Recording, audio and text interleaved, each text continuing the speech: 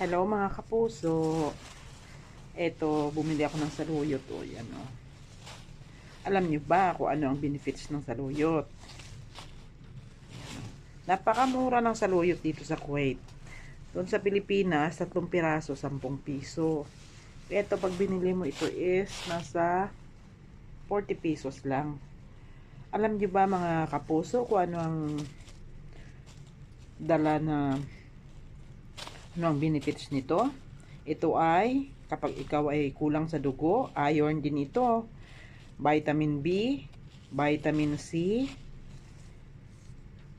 calcium at saka vitamin E. Ito ay magaling din ito kapag ikaw ay may diabetes. Maganda din ito sa mga taong buntis. Kaya ina-advise din ng karamihan na kapag buntis ka,